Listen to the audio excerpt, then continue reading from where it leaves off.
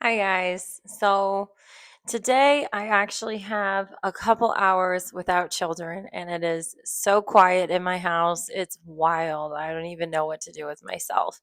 I do have a cold, so that's why I sound kind of nasally because I am nasally. You know, but that's life, right?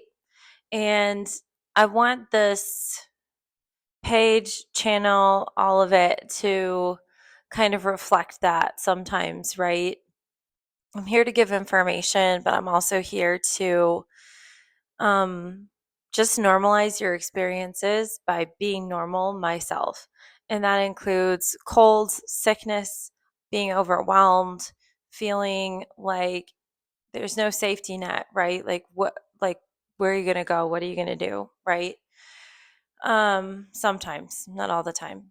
Um, my own son was quite sick last night. He has asthma. He has a history of asthma since he was very, very little.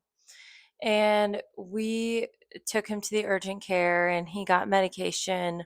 Long story short, they sent it to the wrong place, but we had a friend that was able to really help us out so that he was able to make it through the night without having to go to the emergency room. So, super grateful for that friend. I won't mention her just in case.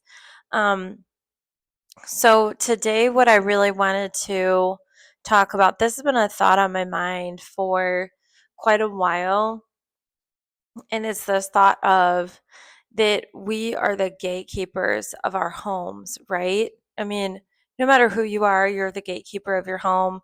But I think, especially as single moms, we are in a particularly sometimes vulnerable position, even if we don't always realize it. I know for myself, since I got divorced like 6 or 7 years ago, I have been much more vulnerable to um, unsafe people than I thought I was.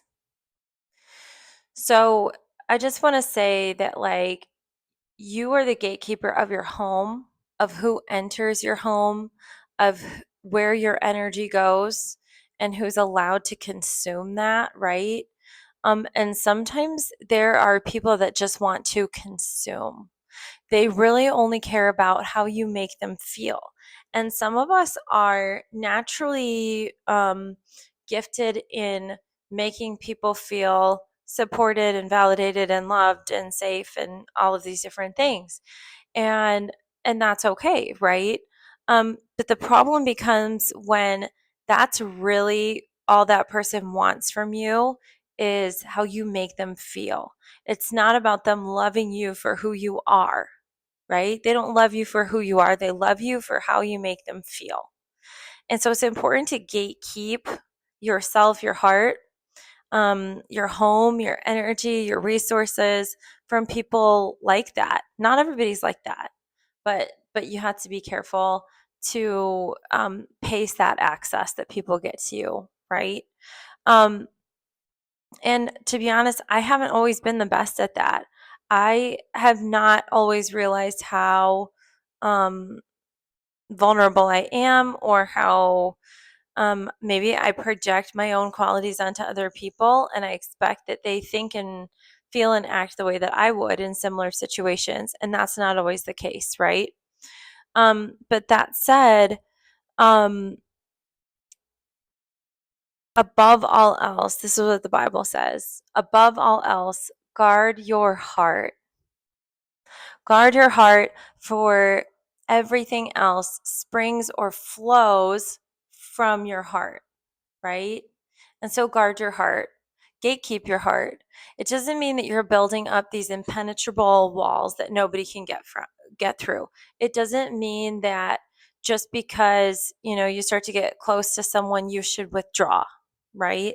That's not what that's saying. What that's saying is guard your heart. Um, be cautious, right? But be genuine. Be willing to be trusting, but give time for that trust to develop, right?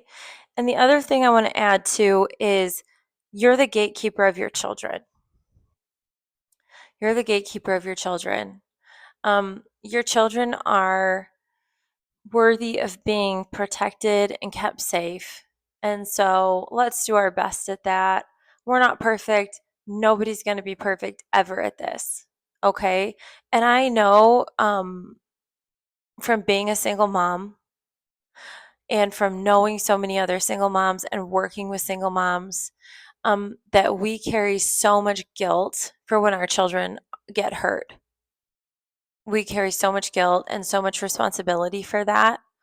And honestly, a lot of that guilt and responsibility is placed directly on us from people who have very little understanding of what's actually going on.